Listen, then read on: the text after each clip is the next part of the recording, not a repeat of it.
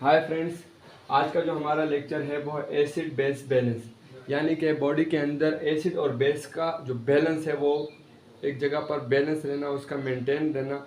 Body के fluids में मुख्तलिफ फ्लूइड्स हैं, ब्लड है, यूरिन है, मुख्तलिफ किस्म की फ्लूइड्स हैं। उनका जो पीएच है, पावर ऑफ हाइड्रोजन हम कहते हैं, पावर ऑफ हाइड्रोजन को पीएच कहते हैं आम इस्तिलाह के अंदर। तो उसका मेंटेन रहना उस बॉडी फ्लूइड का, यानी कि ब्लड का हो, यूरिन का, इन सब का एक स्पेसिफिक नॉर्मल वैल्यू है, पीएच है, उसका मेंटेन रहना जो है ना वो लाजमी है। लेकिन अगर उसके अंदर वेरिएशन होगी, उस बॉडी फ्लूइड के अंदर वेरिएशन हो जाएगी किसी भी तरीके से, तो उसको उस वेरिएशन को मेंटेन करने के लिए कुछ सिस्टम काम करते हैं। यानी कि इस एसिड और बेस को बैलेंस करने के लिए कोई बॉडी के अंदर कुछ सिस्टम है वो काम करते हैं, तो वो हम आगे चल के पढ़ेंगे। लेकिन सबसे पहले पढ़ लेते हैं पावर ऑफ हाइड्रोजन क्या चीज़ है। पावर ऑफ हाइड्रोजन यानी कि बॉडी के अंदर अगर एसिड बेस में वेरिएशन हो रही है किसी भी बॉडी फ्लूइड में, यानी कि ब्लड में, यूरिन के अंदर, उसके अंदर वेरिएशन आ रही है, तो क्या चीज़ वेरिएट कर रही है? हाइड्रोजन आयन वेरिएट कर रहे हैं, हाइड्रोजन आयन वेरिएट कर रहे हैं। या तो हाइड्रोजन आयन की कंसंट्रेशन बॉडी फ्लूइड के अंदर ज़्यादा हो रही है या कम हो रही है, या हाइड्रोजन आयन की कंसंट्रेशन बॉडी के अंदर ज़्यादा हो रही है या कम हो रही है। अगर ज़्यादा हो रही है तो बॉडी का जो उस बॉडी के जो फ्लूइड है, या जो भी फ्लूइड हो, ब्लड हो चाहे कुछ भी हो, वो एसिडिक की तरफ जा रहा है। या अगर कंसंट्रेशन कम हो रही है, हाइड्रोजन आयन निकल रहे हैं बाहर की तरफ बॉडी के उस फ्लूइड से, तो इसका मतलब ये है कि वो अल्कली या बेस की तरफ जा रहा है, अल्कलोसिस की तरफ जा रहा है। यानी कि हाइड्रोजन आयन की कंसंट्रेशन ज़्यादा और कम होने की वजह से एसिड बेस के अंदर बैलेंस के अंदर जो है ना वो बैलेंस के अंदर डिफरेंस आता है। अब ऐसा है कि बॉडी का जो ब्लड का जो नॉर्मल पीएच है वो 7.4 है। अगर ये 7.4 नॉर्मल वैल्यू में बता रहा हूँ ये है, अगर इसके अंदर वेरिएशन आ रही है, मान लो ये 6.4 के अंदर आ गया, तो ये एसिडिक के अंदर आ गया, यानी कि एसिडोसिस हो गई उसको। अगर ये 8.4 की तरफ जा रहा है, इसका मतलब ये है ये अल्कलोसिस की तरफ या बेस की तरफ जा रहा है। तो इसका नॉर्मल रहना बहुत लाजमी है। लेकिन अगर हाइड्रोजन आयन इसके अंदर ज़्यादा हो रहे हैं, इसके अंदर ज़्यादा हो रहे हैं, हाइड्रोजन आयन ज़्यादा आ रहा है, तो ये एसिडिक की तरफ आएगा। अगर हाइड्रोजन आयन रिमूव हो रहे हैं, बाहर जा रहे हैं बॉडी ब्लड से, तो वो अल्कलोसिस या बेस की तरफ जाएगा। अब ये इस वैल्यू को पहले ज़माने में इस तरह लिखा जाया करता था कि 0.1234567 7 और फिर उसके बाद 4 m इक्विवेलेंट पर लीटर लिखा जाने लगा। लेकिन इसको लिखना याद करना बहुत मुश्किल था, क्योंकि ये तो मैं आपको सिर्फ ब्लड की बात, पीएच की नॉर्मल वैल्यू बता रहा हूँ। यूरिन की, हार्मोन, बहुत सारी चीज़ें बॉडी के अंदर फ्लूइड्स हैं, उनके पीएच जो है वो डिफरेंट थे, तो उनको याद करना इस तरीके से बहुत मुश्किल था। तो साइंटिस्ट ने क्या किया कि इस वैल्यू का लॉग ले लिया, यानी कि इसको लॉग लेंगे तो अगर आप इसको कैलकुलेट करेंगे तो वैल्यू निकल कर आएगी -7.4 mq पर लीटर। यानी कि ये उन्होंने इसका लॉग ले लिया तो वैल्यू जो है ना माइनस के अंदर आ गई। एक फिर -7.4 भी याद करना थोड़ा सा डिफरेंट था, तो उन्होंने क्या किया कि फिर ये माइनस लॉग ले लिया, पावर ऑफ हाइड्रोजन का माइनस लॉग ले लिया। जैसे ही माइनस लॉग ले लिया तो 7.4 mq पर लीटर, यानी कि इसकी वैल्यू आ गई। इस तरीके से ये आसान तरीके से, आसानी के साथ याद होने लगा कि पावर ऑफ हाइड्रोजन 7.4 है ब्लड की, यानी कि पीएच जो है ना वो 7.4 है। अब मान लो अगर इसके अंदर 10 टाइम अगर आप इसके अंदर हाइड्रोजन आयन को ऐड करोगे तो वैल्यू जो निकल आएगी, आप उसको कैलकुलेट करेंगे तो वो 6.4 के अंदर आ जाएगी, क्योंकि आपने हाइड्रोजन आयन और ऐड कर दिए। हाइड्रोजन आयन आपने क्या कर दिए और ऐड कर दिए, तो इससे जो वैल्यू निकल कर आएगी वो 6.4 की वैल्यू निकल कर आएगी अगर आप इसको कैलकुलेट करोगे। तो ये क्या होगा कि ये एसिडिक के अंदर आ जाएगा, यानी कि आपने हाइड्रोजन आयन ऐड कर दी। लेकिन अगर आप 10 टाइम हाइड्रोजन आयन को रिमूव करेंगे, इससे रिमूव करेंगे हाइड्रोजन आयन को, अगर आप ब्लड से रिमूव करेंगे तो क्या होगा, जो वैल्यू निकल कर आएगी वो 8.4 के अंदर आएगी। आप इसको अगर कैलकुलेट करोगे इसी फार्मूले के तहत, अगर आप इसको कैलकुलेट करोगे तो 8.4 के अंदर वैल्यू आ जाएगी। और इसका मतलब ये है कि ब्लड से हाइड्रोजन आयन रिमूव हो गया और ब्लड आपका अल्कलोसिस के अंदर चला गया।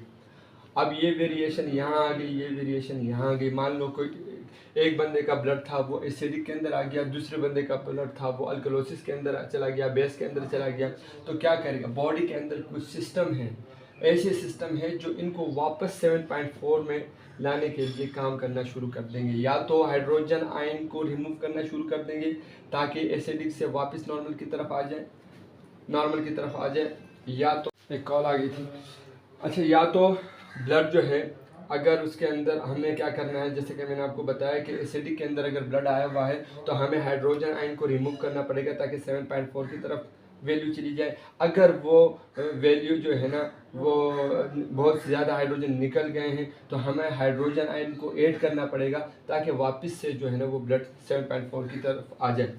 अगर मैं आपको नॉर्मल बताऊं एसिड बेस में तो ये 0 से 7 तक एसिडिक कहलाएगा और 7 से 14 तक अल्कलोसिस, अल्कली या बेस कहलाएगा। किसी भी बॉडी फ्लूइड की अगर वो वैल्यू जो है ना वो 7 से नीचे की तरफ आएगी, यानी कि हाइड्रोजन आयन उसके अंदर ऐड होते जाएंगे तो वो एसिडिक की तरफ आएगा, और अगर हाइड्रोजन आयन रिमूव होते जाएंगे तो वो बेस या अल्कली की तरफ जाएगा। उस वैल्यू को वापस से नॉर्मल लाने के लिए जो उस फ्लूइड की नॉर्मल वैल्यू होगी उसको वापस से नॉर्मल लाने के लिए कुछ सिस्टम काम करते हैं, उनको हम एसिड बेस सिस्टम कुछ सिस्टम काम करते हैं। तो वो जो है ना बहुत लाजमी है ताकि एसिड बेस जो है ना आपका वो नॉर्मल के अंदर आ जाए। इसके अंदर 3 मैकेनिज़्म हैं जो काम करते हैं। सबसे पहले बफर सिस्टम है, लिखना पहले पड़ता ताकि या मैकेनिज़्म है ताकि फिर जो है ना टाइम ज़्यादा ना ले। दूसरे नंबर पे जो है ना आपका जो है रिस्पायरेटरी सिस्टम काम करता है।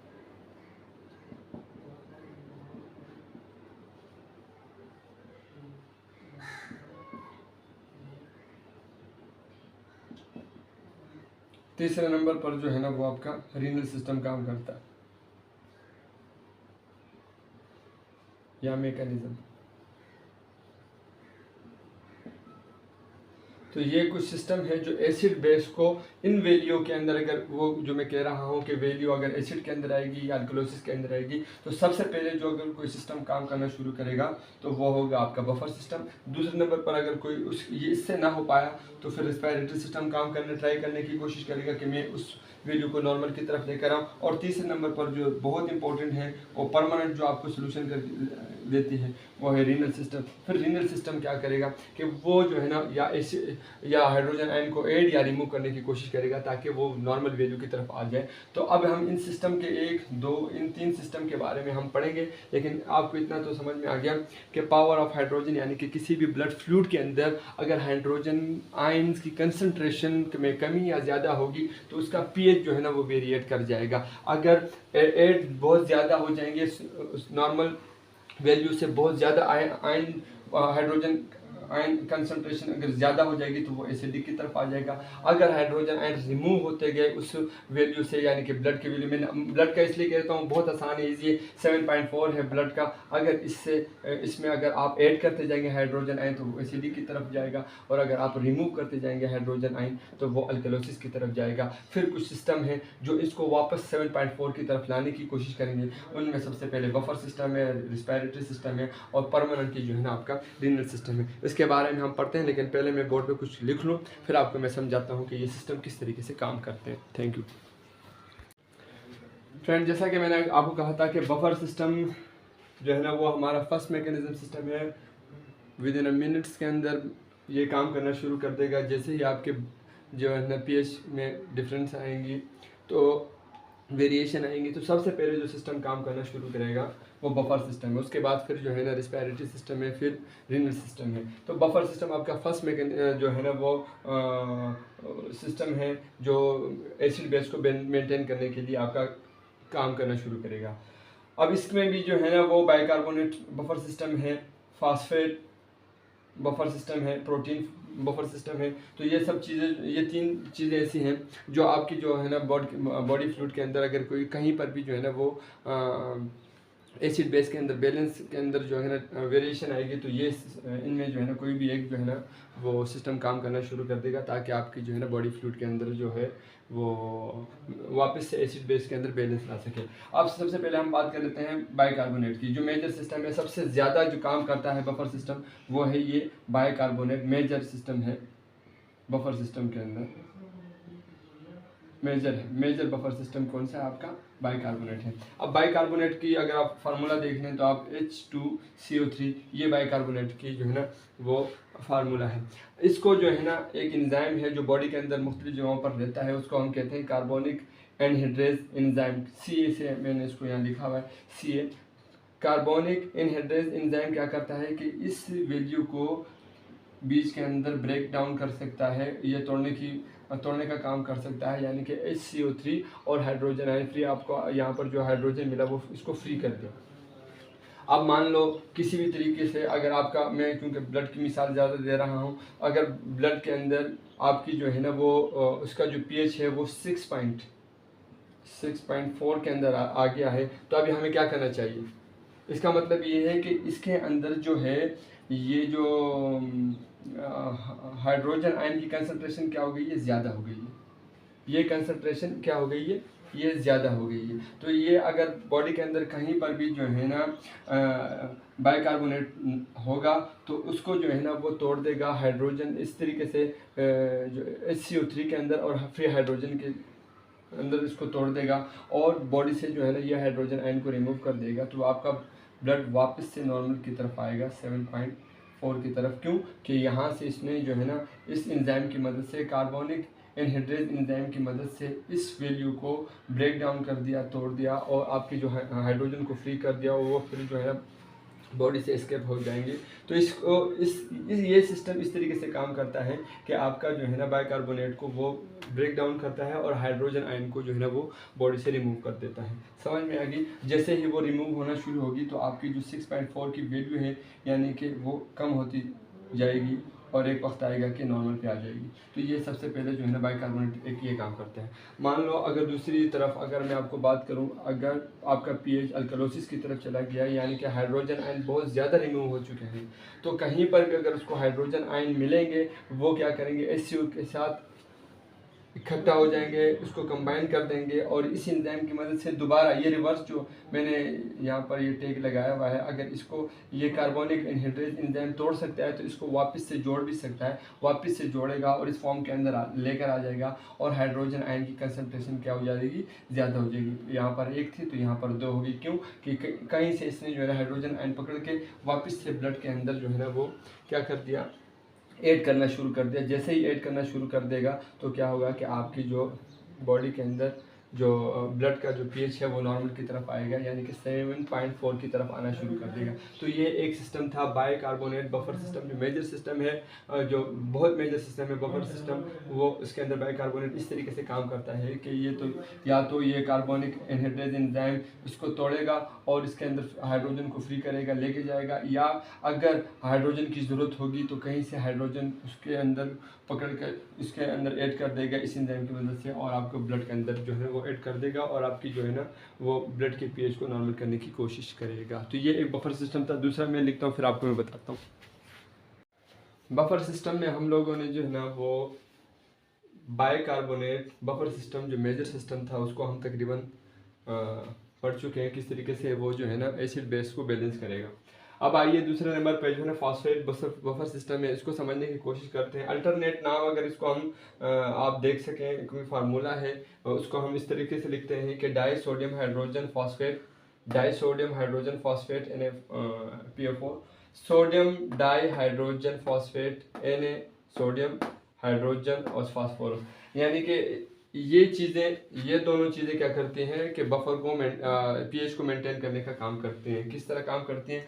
अगर आपका ब्लड एसिडिक हो रहा है, यानी कि ऑक्सीजन जो कंसंट्रेशन है हाइड्रोजन आयन की वो बढ़ रही है, तो हमें क्या चाहिए कि हम इस हाइड्रोजन को रिमूव करना चाहते हैं। क्या करना चाहते हैं? रिमूव करना चाहते हैं। तो कैसे होगा कि ये Na2HPO4 क्या करेगा?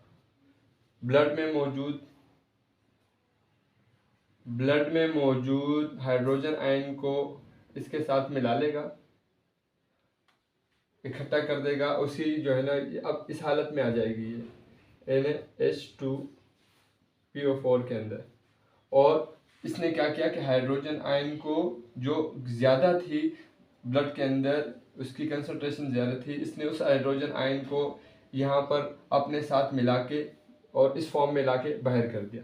तो ये क्या करता है, इसने बफर किया। इसका मतलब यानी ये है कि जो हाइड्रोजन आयन ज़्यादा थी ब्लड के अंदर, उसने इसको अपने साथ मिलाकर बॉडी से बाहर कर दिया। ये तो था एसिडिक के, जब आपका ब्लड जो है वो एसिडिक हो चुका हो, या कोई भी ब्लड जो क्या कहते हैं, कोई भी बॉडी फ्लूइड एसिडिक में चला जाए। इसके अलावा अगर अल्कलोसिस के अंदर हो जाए, अल्कलोसिस के अंदर क्या होता है कि आपको आपके हाइड्रोजन आयन रिमूव हो रहे होते हैं, और आपको ये चाहिए कि आप हाइड्रोजन आयन को कहीं से जो है ना वो क्या करें, इकट्ठा करें और ब्लड के अंदर छोड़ दें।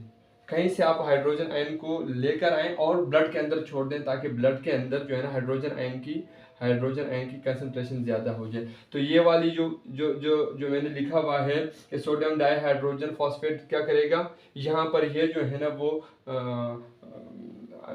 क्या करेंगे, शेयरिंग करेगा अपने दो हाइड्रोजन को। यहाँ पर इसको इस तरीके से तोड़ के एक हाइड्रोजन जो है ना वो ब्लड को दे देगा, क्योंकि इसको ज़रूरत पड़ती है, ब्लड को ज़रूरत पड़ेगी, और दूसरा हाइड्रोजन जो है ना वो इस फॉर्म में इस शेप में रहेगा। लेकिन ये वाला जो सोडियम डाइहाइड्रोजन फॉस्फेट है, ये डोनेट कर देगा अपना एक हाइड्रोजन ब्लड को, ताकि जो ब्लड में हाइड्रोजन की कंसंट्रेशन कम थी उसको जो है ना वो मेंटेन कर सके। तो ये था फॉस्फेट बफर सिस्टम। एक क्या काम करता है कि कहीं से ब्लड को, अगर हाइड्रोजन आयन ज़्यादा है तो इस ब्लड को ये कैच करेगा और इस फॉर्म के अंदर लेकर आएगा, ताकि ब्लड से जो ब्लड के अंदर हाइड्रोजन आयन ज़्यादा है उसको जो है ना वो कम कर सके।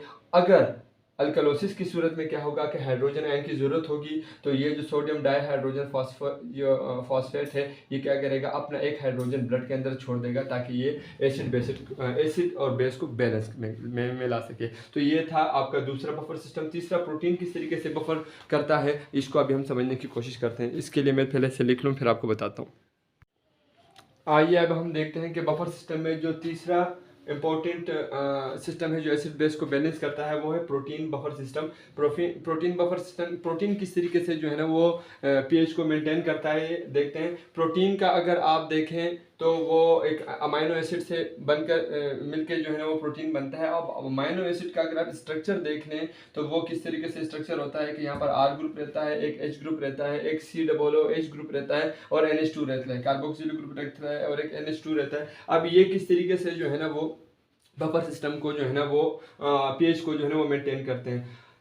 अगर आपके बॉडी के अंदर एसिडोसिस है, यानी कि हाइड्रोजन आयन की कंसंट्रेशन बहुत ज़्यादा है, तो क्या होगा कि हमें चाहिए कि हम इसको नॉर्मल लाने के लिए हाइड्रोजन आयन को रिमूव करें, क्योंकि हाइड्रोजन आयन बहुत ज़्यादा है। तो क्या होगा कि ये NH2 अपने साथ एक्स्ट्रा जितने भी हाइड्रोजन आयन है वो अपने साथ ऐड कर लेंगे। क्या कर लेंगे? ऐड कर लेंगे। तो ये क्या हो जाएगा, अमोनिया बन जाएगा, NH3 बन जाएगा। सही है। तो ये क्या करेंगे कि एक्स्ट्रा ब्लड के अंदर जितने भी हाइड्रोजन आयन थे उन्होंने क्या किया, इसको अपने साथ मिलाकर इस फॉर्म में लेकर आ गए। तो क्या हुआ कि हाइड्रोजन आयन की कंसंट्रेशन कम हो जाती है। तो ये NH2 ने क्या किया, बफर आपका करा दिया। कैसे बफर कराया कि जो हाइड्रोजन आयन ज़्यादा घूम रहे थे ब्लड के अंदर, वो इसके साथ जो है ना वो कंबाइन होकर उसने कैच करके इस फॉर्म में कर दिया। तो आपके ब्लड के अंदर जो है ना वो हाइड्रोजन आयन की कमी कर दी। अब अगर मान लो अल्कलोसिस का पेशेंट है, तो इसके अंदर ये प्रोटीन किस तरीके से एसिड बेस को बैलेंस करेगा। आपको पता है कि इसमें हाइड्रोजन आयन की कंसंट्रेशन कम होती है, बाहर निकल रहा है। हमें हाइड्रोजन आयन की ज़रूरत है, ताकि जो ब्लड के अंदर हाइड्रोजन आयन की ज़रूरत है तो हमें हाइड्रोजन चाहिए। तो ये वाला सिस्टम, ये जो COOH है, कार्बोक्सिलिक, भी क्या करेगा कि अपने आप में से इस H को रिमूव कर देगा, इस फॉर्म में आ जाएगी ये। और ये H जो है ये क्या है, ये ब्लड को डोनेट कर देगा, किसको, ब्लड को। तो इसने क्या किया कि H को डोनेट कर दिया। इससे जो है ना ब्लड के अंदर जो है ना वो अल्कलोसिस से जो ब्लड है वो एसिडोसिस की तरफ जाने लगा और आपका इसने क्या किया कि एसिड बेस को बैलेंस कर दिया। तो ये जो COOH क्या करता है, ये डोनेट करता है हाइड्रोजन आयन को, ताकि अल्कलोसिस से ब्लड जो है ना वो एसिडोसिस की तरफ जाए। और NH2 क्या करता है कि एसिडोसिस का जो ब्लड है जिसमें हाइड्रोजन आयन की कंसंट्रेशन जो है ना वो बहुत ज़्यादा होती है, वो क्या करता है कि एक्स्ट्रा हाइड्रोजन आयन को कैच करता है, मिलाता है, NH3 के अंदर कन्वर्ट करता है और ब्लड को अल्कलोसिस की तरफ लेकर आता है। तो ये तो था बफर सिस्टम। अब इसके बाद जो है ना दो और सिस्टम है, एक है रिस्पायरेटरी सिस्टम और एक है रीनल सिस्टम। वो किस तरीके से जो है ना एसिड बेस को बैलेंस करते हैं इसके लिए पढ़ते हैं, लेकिन पहले मैं बोर्ड पे कुछ लिख लूँ। बफर सिस्टम हम कर चुके हैं और बफर सिस्टम में भी जो है ना हमने 3 जो बहुत important bicarbonate, phosphate buffer system और प्रोटीन बफर सिस्टम वो हम पढ़ चुके हैं। अब सेकंड नंबर पे जो हमारे पास सिस्टम है जो एसिड बेस को बैलेंस करेगा वो है रिस्पायरेटरी सिस्टम। अब रिस्पायरेटरी सिस्टम या रिस्पायरेटरी मैकेनिज्म किस तरीके से जो है ना हमारे बॉडी के अंदर एसिड या बेस को जो है ना वो नॉर्मलाइज करता है, तो आइए देखते हैं। रिस्पायरेटरी सिस्टम का काम ये होता है कि वो कार्बन डाइऑक्साइड को आउट करता है और ऑक्सीजन को इनहेल करता है। तो कार्बन डाइऑक्साइड जो है, कार्बन डाइऑक्साइड नेचुरली तौर पर जो है वो एसिडिक होता है, यानी कि अगर बॉडी के फ्लूइड के अंदर कहीं पर भी अगर एसिडिटी ज़्यादा हो रही है तो इसकी एक वजह ये हो सकती है कि आपके कार्बन डाइऑक्साइड बॉडी के अंदर बहुत ज़्यादा आ रहे हैं। अब कार्बन डाइऑक्साइड के कहाँ से आते हैं आपको पता है कि आप मेटाबॉलिक यानी कि बॉडी के अंदर जितना भी मेटाबॉलिज्म हो रहा होता है, आप फूड खाते हैं, जो कुछ भी करते हैं, तो आपको जो है ना वो कार्बन डाइऑक्साइड उससे बनता है। और 2 टाइप के जो है ना वो बॉडी के अंदर जो है ना एसिड, कार्बन डाइऑक्साइड एक एसिड है, तो वो 2 टाइप के जो है ना वो एसिड जो है ना वो प्रोडक्शन हो रही होती है। एक के अंदर वोलेटाइल कंपाउंड है जिसमें कार्बन डाइऑक्साइड आपका मेजर कंपाउंड है, और दूसरे नंबर पर नॉन वोलेटाइल कंपाउंड है जिसके अंदर यूरिक एसिड आ गया, लैक्टिक एसिड आ गया, सल्फ्यूरिक एसिड आ गया। ये 3 मैंने यहाँ पर लिखे हुए। तो ये भी है कंपाउंड, लेकिन ज़्यादातर जो है ना वो कार्बन डाइऑक्साइड जो वो मेजर कंपाउंड है और वो वोलेटाइल कंपाउंड है जिससे जो है ना कार्बन डाइऑक्साइड बन रहा होता है और जिस्म के अंदर कार्बन डाइऑक्साइड की प्रोडक्शन ज़्यादा हो रही होती है। अगर जिस्म के अंदर कार्बन डाइऑक्साइड की प्रोडक्शन ज़्यादा हो रही है तो एसिडिटी बढ़ रही है, यानी कि एसिडोसिस हो रही है, और इसको हम मेटाबॉलिक एसिडोसिस कहेंगे। क्यों कि मेटाबॉलिक क्यों कहेंगे? क्योंकि मेटाबॉलिक, जैसे मैंने कहा कि अब मेटाबॉलिज्म हो रही है, वहाँ से जो है ना कार्बन डाइऑक्साइड जनरेट हो रहा है, तो इस वजह से हम इसको मेटाबॉलिक एसिडोसिस कहते हैं। अगर किसी वजह से कार्बन डाइऑक्साइड की जो कंसंट्रेशन बॉडी के अंदर, फ्लूइड के अंदर, ब्लड के अंदर वो कम हो रही है तो उसको हम अल्कलोसिस कहते हैं। अल्कलोसिस, और कौन सी अल्कलोसिस? मेटाबॉलिक अल्कलोसिस, यानी कि कोई भी मेटाबॉलिज्म जो हो रही है उसके अंदर कोई प्रॉब्लम है, इस वजह से कार्बन डाइऑक्साइड की प्रोडक्शन कम हो रही है। तो रिस्पायरेटरी सिस्टम इसको जो है ना वो कंपनसेट करता है। अगर एसिडोसिस के अंदर अगर एसिडिटी बढ़ रही है तो इसमें जो है ना वो क्या करता है कि कार्बन डाइऑक्साइड रिस्पायरेटरी सिस्टम बहुत ज़्यादा जो है ना वो बाहर की तरफ निकालता है जिस्म से।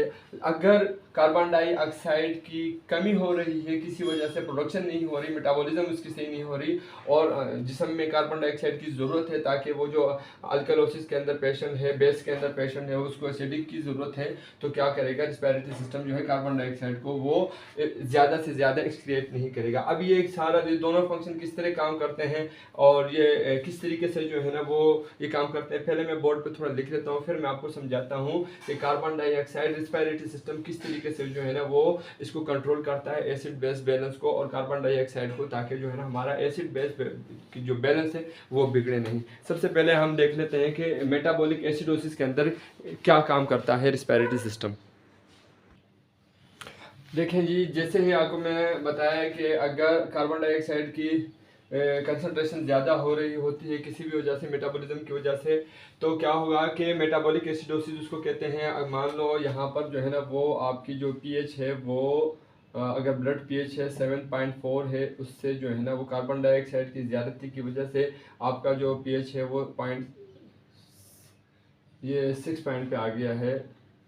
तो ये इसका मतलब ये है कि कार्बन डाइऑक्साइड की कंसंट्रेशन ज़्यादा हो गई, तो क्या होगा कि अब CNS को मैसेज जाएगा, जो CNS के अंदर जो है ना मेडुला ऑब्लंगेटा क्या करता है कि वो इस रिस्पायरेटरी सिस्टम को कंट्रोल कर रहा होता है। आपको पता है, हम सबको पता है कि रिस्पायरेटरी सिस्टम को कंट्रोल करने वाला जो ब्रेन के अंदर जो ऑर्गन है वो है मेडुला ऑब्लंगेटा। वो क्या करता है कि हाइपर वेंटिलेशन करता है, ब्रीथ को ज़्यादा और तेज़ करता है। तो उसके पास मैसेज जाएगा और कहेगा कि वही कार्बन डाइऑक्साइड की कंसंट्रेशन जिस्म के अंदर ज़्यादा हो गई है, जिसकी वजह से ब्लड का जो पीएच है वो वेरिएट कर रहा है। आप ऐसे करो कि कार्बन डाइऑक्साइड को जिस्म से ज़्यादा बाहर निकालो, तो वो हाइपर वेंटिलेशन जो है ना वो उसके अंदर शुरू हो जाएगी। जैसे ही हाइपर वेंटिलेशन ज़्यादा शुरू हो जाएगी तो क्या होगा कि डीप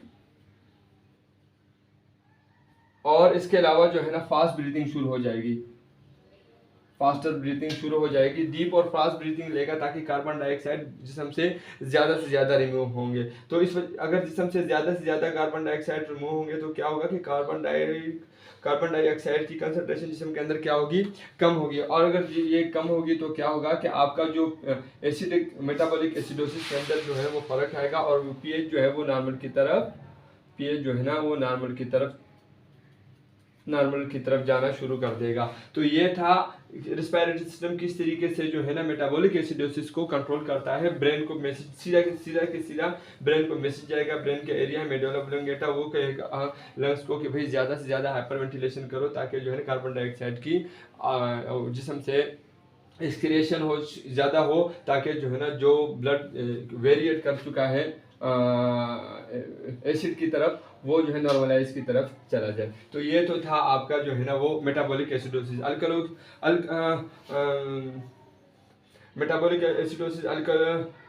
मेटाबॉलिक अल्कलोसिस में क्या होता है वो अभी मैं यहाँ पे आपको लिख के थोड़ा सा फिर बताता हूँ। मेटाबॉलिक अल्कलोसिस के अंदर क्या होगा कि अगर कार्बन डाइऑक्साइड की कंसंट्रेशन बहुत कम है किसी भी वजह से और जो पेशेंट का जो पीएच है ब्लड का वो 7.4 से वेरिएट कर गया है 8.4 या सोन उस तरफ चला गया है, इसका मतलब यह है कि कार्बन डाइऑक्साइड की कमी हो रही है ब्लड के अंदर किसी भी वजह से। तो क्या होगा कि सीधा ब्रेन के पास मैसेज जाएगा और ब्रेन के किसी हिस्से के पास मेडुला ऑब्लोंगेटा के पास कि भाई आप ऐसे करो, कार्बन डाइऑक्साइड की जो एक्सक्रिएशन है जो आप एक्सक्रिएट कर रहे हो बार बार रिस्पायरेशन के थ्रू उसको स्लो कर दो। तो हाइपोवेंटिलेशन शुरू हो जाएगी, यानी कि ब्रीथ के अंदर स्लोनेस हो जाएगी, ब्रीथ आपकी स्लो हो जाएगी और कार्बन डाइऑक्साइड की रिमूवल जो है ना उसमें थोड़ी सी कमी आ जाएगी, रिमूवल कम हो जाएगा। तो क्या होगा, बॉडी के अंदर कार्बन डाइऑक्साइड की कंसंट्रेशन ज़्यादा हो जाएगी। जैसे ही वो ज़्यादा होगी तो ये पीएच जो बढ़ा हुआ था और वो जो है ना वो नॉर्मल की तरफ वापस रिटर्न करना शुरू कर देगा। क्यों कि कार्बन डाइऑक्साइड की कंसंट्रेशन जिस्म के अंदर वापस से जो है ना वो आ रही है। क्यों आ रही है कि वेंटिलेशन जो थी वो हाइपो हो चुकी है, स्लो हो चुकी है। तो ये जो था एक वो था कि जो इससे पहले हमने पढ़ा उसके अंदर जो था मेटाबॉलिक एसिडोसिस के अंदर हाइपरवेंटिलेशन और मेटाबॉलिक अल्कलोसिस के अंदर हाइपोवेंटिलेशन की वजह से कार्बन डाइऑक्साइड की रिमूवल कम हो जाएगी, जिस्म के अंदर कार्बन डाइऑक्साइड का जो अमाउंट है वो ज़्यादा होना शुरू हो जाएगा और पीएच नॉर्मल की तरफ आना शुरू कर देगा। इन दोनों कंडीशन के अंदर थोड़े से साइन सिम्टम्स पेशेंट को आते हैं, वो मैं थोड़ा लिख लेता हूँ फिर आपको समझाता हूँ। लेकिन आपको ये पता होना चाहिए कि रिस्पायरेटरी सिस्टम किस तरीके से जो है ना एसिड बेस को बैलेंस करने का काम करती है। उम्मीद है कि आपको ये यहाँ तक समझ में आ चुका होगा। अब थोड़ा सा मैं साइन सिम्टम लिख लूँ फिर उसके बाद मैं आपको बताता हूँ। मेटाबॉलिक एसिडोसिस में क्या हो सकता है कि पेशेंट को ज़्यादातर जो है ना वो प्यास ज़्यादा लगती है। अगर प्यास ज़्यादा लगेगी तो पानी ज़्यादा पिएगा और जब पानी ज़्यादा पिएगा तो क्या होगा कि आपकी यूरिनेशन में ज़्यादा इजाफा हो जाएगा। ड्राउजीनेस होगी मेटाबॉलिक एसिडोसिस की वजह से, पड़ा रहेगा, काम करने को उसका दिल नहीं चाहेगा। तो ये भी एक मेटाबॉलिक एसिडोसिस की जो है ना एक साइन सिम्टम है। इसके अलावा जो है ना वो लॉस ऑफ एपिटाइट, यानी कि खाना वगैरह बहुत कम खाएगा और उसको दिल नहीं लगेगा कि मैं खाना वाना खा सकूं, क्योंकि मेटाबॉलिज्म के अंदर जो है ना वो बहुत ज़्यादा मेटाबॉलिक एसिडोसिस उसको हो चुकी होगी तो प्रॉब्लम है उसको। इसके अलावा अगर मेटाबॉलिक अल्कलोसिस की हम बात करें तो कंफ्यूज रहेगा वो, क्योंकि डायरेक्ट इन्वॉल्वमेंट होती है सीएनएस में और सीएनएस क्या करेगा कि वो हाइपोवेंटिलेशन करेगा, तो इस वजह से वो थोड़ा सा कंफ्यूज होगा, नमनेस होगा, हेड क्या कहते हैं हाथों के अंदर और फीट के अंदर, बॉडी में नमनेस होगी, उंगलियों के अंदर नमनेस हो सकती है, मसल स्पाज़म आ सकता है पेशेंट को, तो मसल के अंदर स्पाज़म होंगे, जितने भी मसल्स होंगे वो दर्द करेंगे। तो ये सब चीज़ें जो है ना ये थोड़ी सी कोई चीज़ें थी क्लिनिकल फीचर थी जो मैं समझाने की कोशिश कर रहा था। लेकिन सबसे मेन जो हमारा आज का जो टारगेट है वो ये था कि एसिड बेस को हम किस तरीके से जो है नॉर्मलाइज कर सकते हैं, वो हमने अब पढ़ चुके हैं और वो उम्मीद है कि आपको उसके बारे में पता पड़ गया होगा। अब हमारा जो है ना तीसरे नंबर पर जो सिस्टम है वो है रीनल सिस्टम जो बहुत ही ज़्यादा जो है ना इम्पोर्टेंट है, बैकबोन है एसिड बेस को बैलेंस करने के लिए। परमानेंट सोल्यूशन भी वही करेगा। परमानेंट अगर एसिड बेस को बैलेंस करने का कोई काम करता है तो वो है रीनल सिस्टम, रीनल मैकेनिज्म। हम उसको जो है ना, मैं पहले थोड़ा सा कुछ लिख लेता हूँ, फिर उसमें आपको बाद में बताता हूँ कि उसमें एक्चुअली क्या होता है। आइए देखते हैं कि जो रीनल सिस्टम है या मैकेनिज्म है वो किस तरीके से एसिड बेस को बैलेंस करता है। दो सिस्टम हम पढ़ चुके हैं, बफर सिस्टम और रिस्पायरेटरी सिस्टम। वो भी जो है ना वो एसिड बेस को बैलेंस करती है, लेकिन ये रीनल सिस्टम जो मैकेनिज्म है ये परमानेंटली जो है ना वो एसिड बेस को बैलेंस करता है। और यही वो सिस्टम है जिससे जो है ना वो करेक्ट जो है ना आखिर लास्ट सिस्टम है, पावरफुल सिस्टम है, जिससे जो है ना वो आपका एसिड बेस बैलेंस होगा। रीनल सिस्टम अगर हम देखें तो रीनल सिस्टम के अंदर जो वो स्ट्रक्चरल यूनिट है या फंक्शनल यूनिट है वो नेफ्रॉन है। नेफ्रॉन की मैंने थोड़ी सी यहाँ पर वो जो है ना वो डायग्राम सेट किया है, इसको मैं आपको दिखा देता हूँ कि एफरेंट आर्टरी के ज़रिए जो है ना ब्लड आता है। जैसे ही ब्लड आता है इसके अंदर मुख्तलिफ कंपोनेंट होते हैं, वो यहाँ पर आते हैं और ग्लोमेरुलर फिल्ट्रेशन से जो है ना वो फिल्टर होके नीचे आते हैं और पीसीटी, प्रॉक्सिमल कन्वोलेंटेड ट्यूब्यूल्स और डिस्टल कन्वोलेंटेड ट्यूब्यूल्स और कलेक्टिंग डक्ट के ज़रिए जो है ना वो बाहर चले जाते हैं। लेकिन होता क्या है कभी कभी कि कुछ इंपॉर्टेंट कंपोनेंट होते हैं जिनको फ़िल्टर होके नीचे नहीं आना होता, लेकिन वो चलो वो ग्लोमेरुलर उसको फ़िल्टर कर लेता है, तो यहाँ पर उसकी फिर रीअब्जॉर्प्शन हो जाती है। क्या हो जाती है? रीअब्जॉर्प्शन। यहाँ पर एक कैपिलरी का एक नेटवर्क होता है जो इसको रीअब्जॉर्ब करता है और वापस से ब्लड के अंदर जो है ना वो शामिल कर देता है। उसकी वजह ये होती है कि वो बहुत इंपॉर्टेंट होती है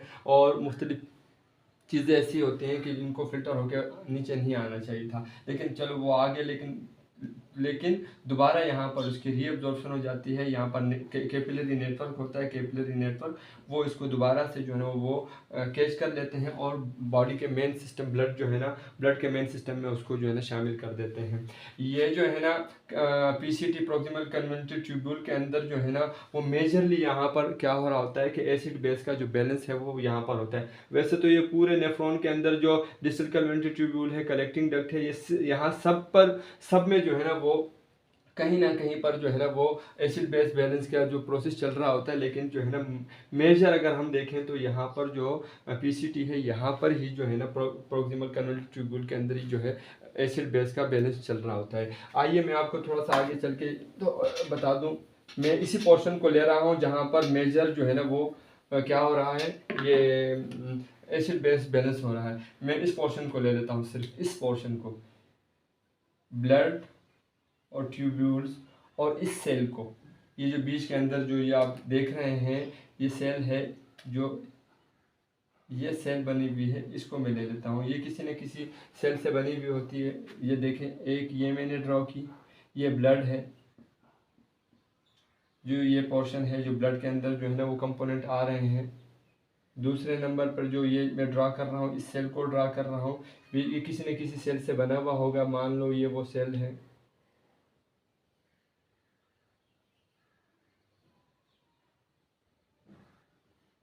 सही। और तीसरे नंबर पर ये ट्यूब्स, सेल और ये ट्यूब,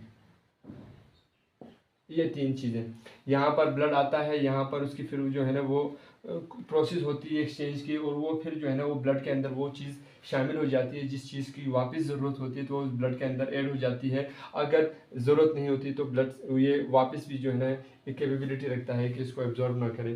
तो ये मैं आपको समझाने के लिए सिर्फ लिया है कि मैंने ये पोर्शन कट करके पीसीटी का, जहाँ पर मेजरली जो एसिड बेस का जो बैलेंस है वो हो रहा होता है, वो मैंने आपको समझाने की कोशिश की। इस सेल्स को मैं हटा देता हूँ यहाँ से, क्योंकि इसके बीच में अभी हम कुछ ना कुछ लिखेंगे किस तरीके से एसिड बेस जो है ना वो बैलेंस हो रहा होता है। आप इतना समझ लें कि ये तीन पोर्शन मेरे लिए बहुत ज़रूरी हैं जो मैंने आपको समझा, ब्लड, सेल और ट्यूब्स। अब इसके अंदर क्या प्रोसेस होती है, किस तरीके से एसिड और बेस को जो है ना वो बैलेंस करता है ये रीनल सिस्टम, आइए देखते हैं। पहले मैं थोड़ा सा लिख लेता हूँ बोर्ड को साफ करके, फिर मैं समझाता हूँ, आपको ईजी रहेगा। एक छोटी सी मिसाल में दे दूँ ताकि फिर आगे चल के हमें आसानी हो। यहाँ पर समझ लो कि ये सेल है, तो ये जो मैंने सेल बनाया है इसके एक साइड के ऊपर यहाँ पर एक ट्रांसपोर्टर है और दूसरी साइड, मतलब ये एक सेल है जो मैंने बनाया था इससे पहले, उसके एक साइड पे एक ट्रांसपोर्टर है, दूसरी साइड पे दूसरा ट्रांसपोर्टर है। मैं इस ट्रांसपोर्ट की बात कर रहा हूँ। मान लो कि यहाँ पर ग्लूमेरुलस से सोडियम आ गया नीचे, जो कि नहीं आना चाहिए था। तो ये ट्रांसपोर्टर क्या करेगा कि सोडियम आयन को यहाँ एंट्री दे देगा और बदले में क्या करेगा, हाइड्रोजन आयन को आउट कर देगा। सही है। जैसे यहाँ हाइड्रोजन आयन आउट होगा तो ये सोडियम हाइड्रोजन आयन यहाँ से एक्सक्रीट कर जाएगा। सही है।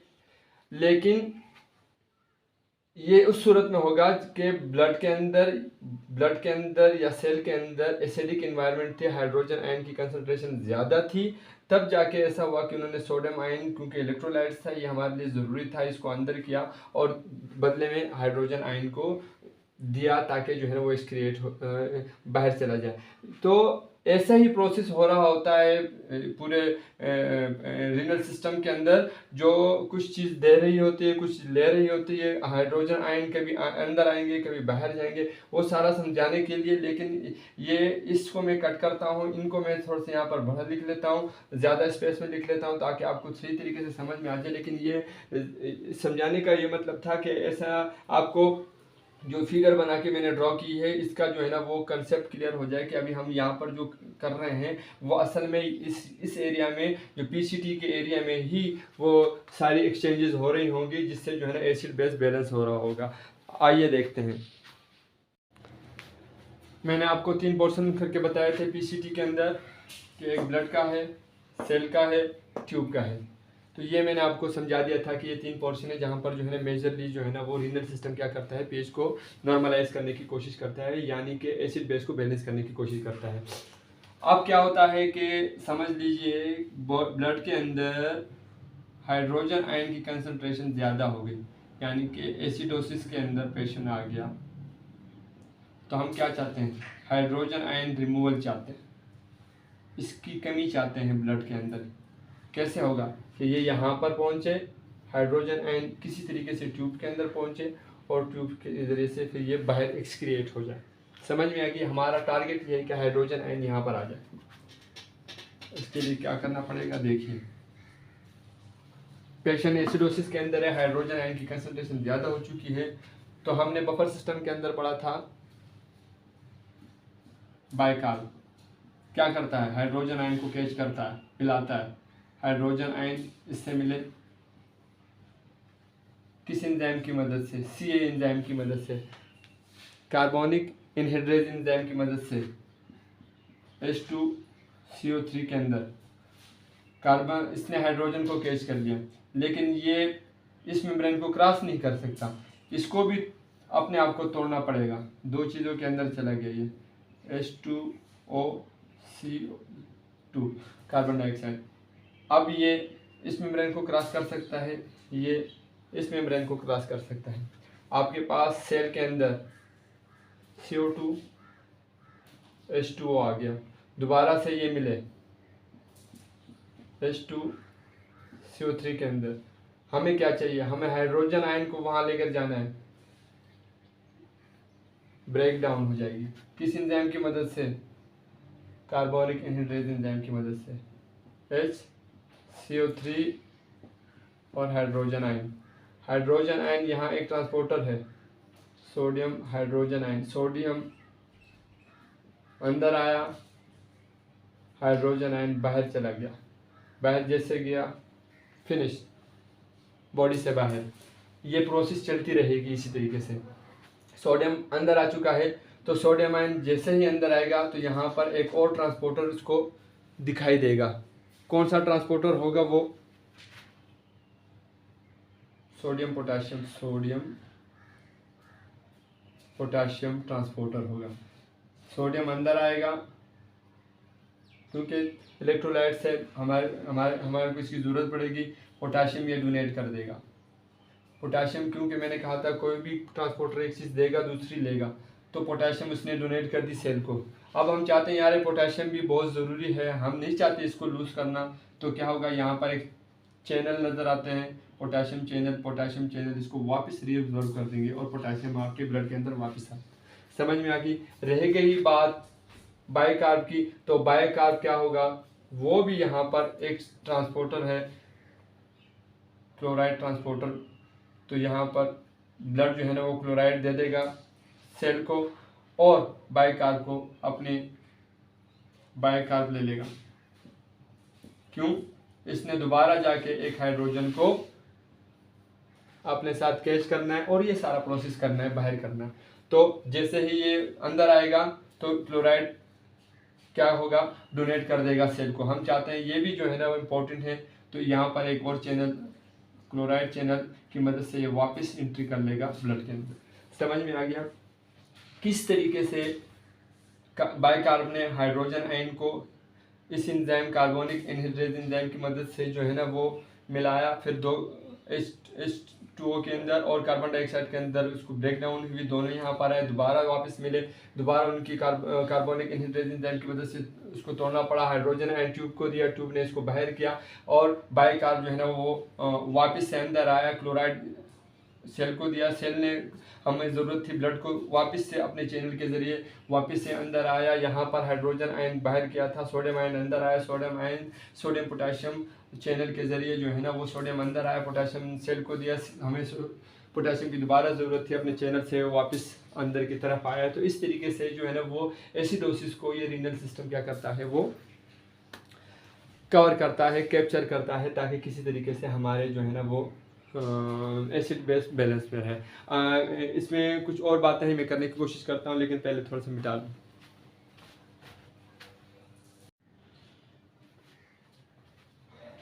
बाइकार्ब रीअब्जॉर्प्शन रीनल सिस्टम के अंदर ऐसा होता है कि हमें बफर सिस्टम के लिए भी और क्या कहते हैं जो रीनल सिस्टम के लिए भी बाइकार्ब की ज़रूरत होती है कि हम जो है ना इसको खोना नहीं चाहते हैं, किसी तरीके से भी फिल्टर होकर ग्लोमेरुलर फिल्ट्रेशन के ज़रिए जो है ना वो ट्यूब के अंदर अगर सब मान लो बाइकार्ब आ ही चुका है गलती से, तो हम चाहते हैं कि ये वापस से ब्लड के अंदर शामिल हो। तो क्या होगा कि ये अपने साथ यहाँ पर एक हाइड्रोजन आयन को मिलाएगा with the help of C enzyme. बहुत मरतबा पढ़ चुके हैं हम, कार्बोनिक एनहाइड्रेज एंजाइम की मदद से ये H2CO3 के अंदर कन्वर्ट हो जाएगा, फिर इसकी ब्रेक डाउन होगी जिस तरीके से मैंने पहले बताया था, और ये इस तरीके से ये दोनों चीज़ें जो है ना अब इस मेम्ब्रेन को क्रॉस करने के काबिल हो जाएंगी।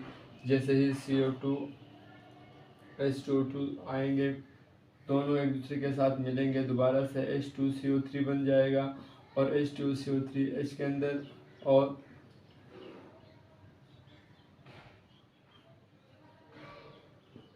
HCO3 के अंदर कन्वर्ट हो जाएगा।